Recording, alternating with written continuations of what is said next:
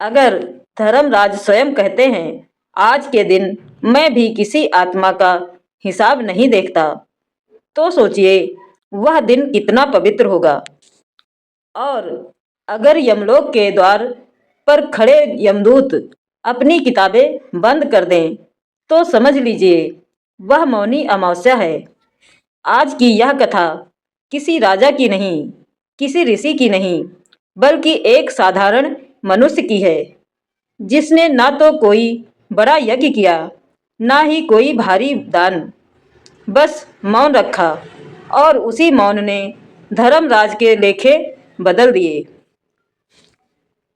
पुराणों में कहा गया है, अमावस्या पितरों की होती है, लेकिन मौनी अमावस्या सिर्फ पितरों की नहीं, आत्मा की अमावस्या होती है। इस दिन मनुष्य बाहर नहीं, अंदर उतरता है। ब्रह्मा जी ने देवताओं से कहा था, जिस दिन मनुष्य बोलना छोड़ देता है, उसी दिन उसकी आत्मा बोलने लगती है। इसी कारण मौनी अमावस्या पर गंगा स्नान, दान, पितृ तर्पण और मौन व्रत सबसे बड़ा फल देते हैं। यमलोक में धर्मराज की सभा चल रही थी। चित्रगुप्त अपने मोटे ग्रंथ खोलकर बैठे थे। हर आत्मा का एक एक कर्म लिखा जा रहा था। धर्मराज गंभीर स्वर में बोले, आज अमावस्या है, लेकिन क्या यह मौनी अमावस्या है? चित्रगुप्त ने उत्तर दिया, हाँ प्रभु, आज वही दिन है। धर्मराज कुछ क्षण मौन रहे, फिर उन्होंने कहा, आज के दिन जिसने सच्चे मन से मौन रखा हो, उसके कर्मों को साधारण तराजू से नहीं तौला जाएगा। यमदूत चौंक गए। उसी समय एक आत्मा को यमलोक लाया गया।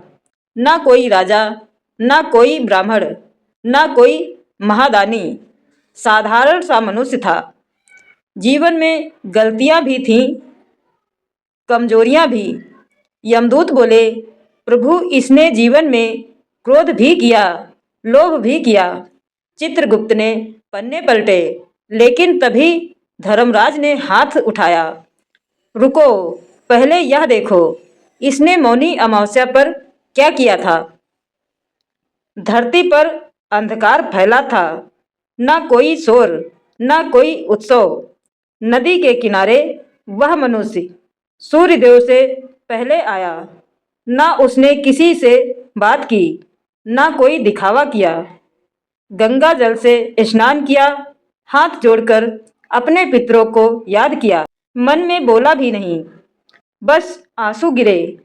उसने थोड़े से चावल और काले तिल दान में दिए, और फिर पूरा दिन मौन रहा। पुराण कहते हैं, मौन केवल चुप रहना नहीं है। मौन वह स्थित है जहाँ मनुष्य ईश्वर के सबसे करीब होता है। इस मनुष्य ने ना मंत्र पढ़े, ना बड़े शब्द बोले, ना किसी को बताया कि वह व्रत कर रहा है। बस मौन में अपने अपराधों को स्वीकार किया। चित्रगुप्त ने उस आत्मा का पन्ना देखा।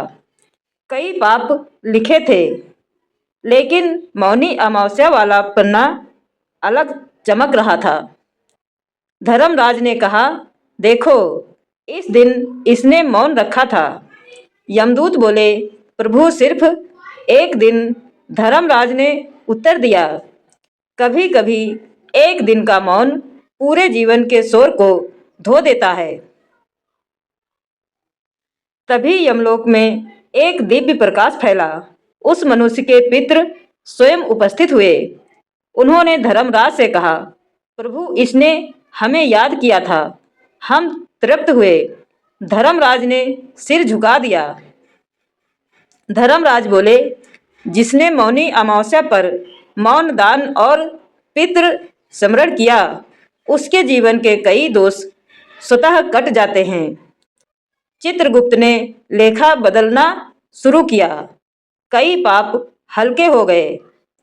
धर्मराज ने सभा में घोषणा की, आज का दिन केवल व्रत का नहीं, आत्मा की सफाई का दिन है। यमदूत शतबद्ध थे।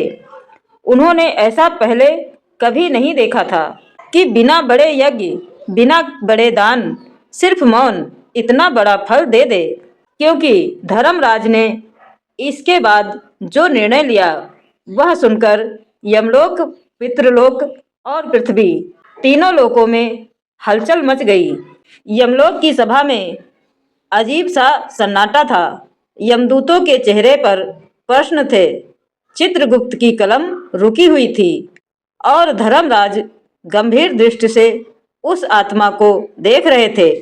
वह आत्मा कांप रही थी। उसे अब भी डर था कि उसके पुराने कर्म उसे दंड की ओर ले जाएंगे। लेकिन तभी धर्मराज ने एक ऐसा आदेश दिया जो यमलोक में बहुत कम सुनाई देता है। धर्मराज बोले, इस आत्मा को अभी किसी लोक में मत भेजो। यमदूत चौंक गए।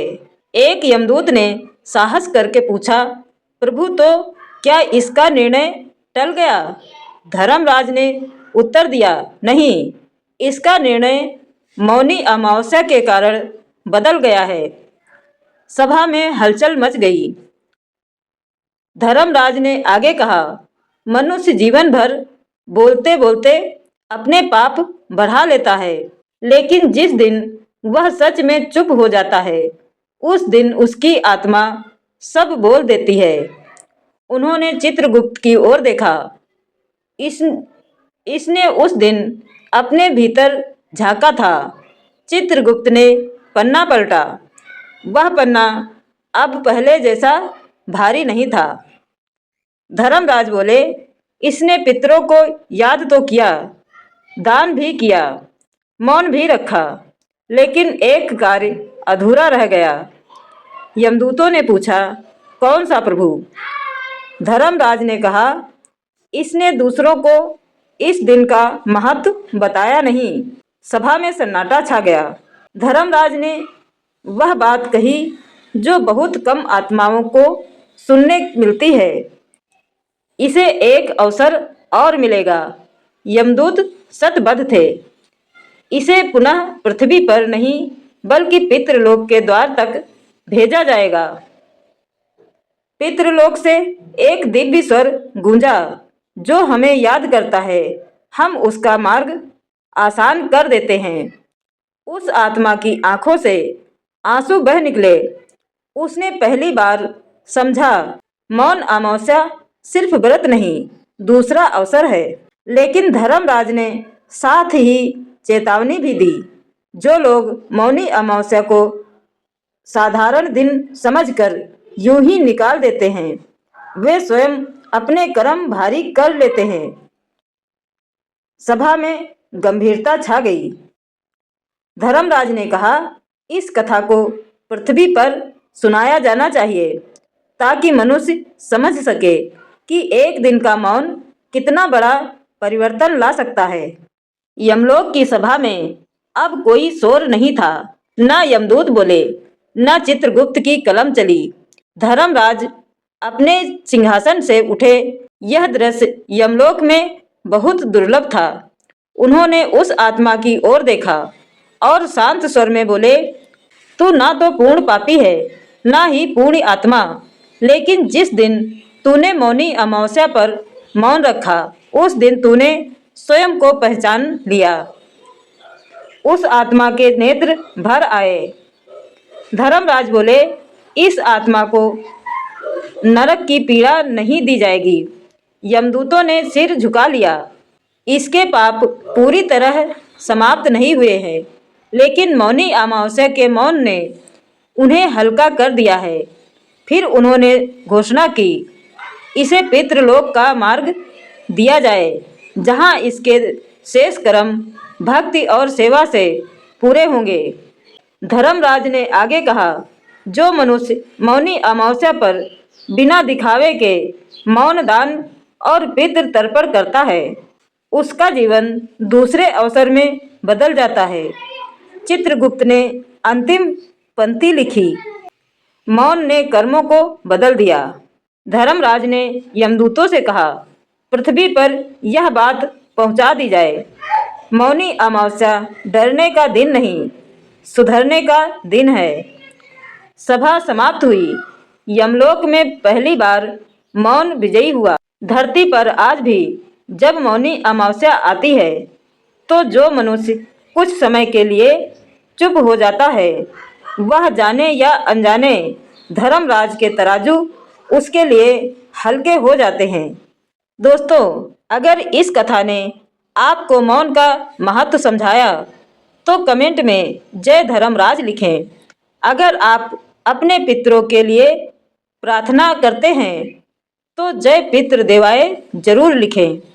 और ऐसी सच्ची पौराणिक कथाएं रोज सुनना चाहते हैं तो वीडियो को शेयर करना ना भूलें, क्योंकि कभी कभी एक दिन का मौन पूरे जीवन का भाग्य बदल देता है। जय हो धर्मराज जी की।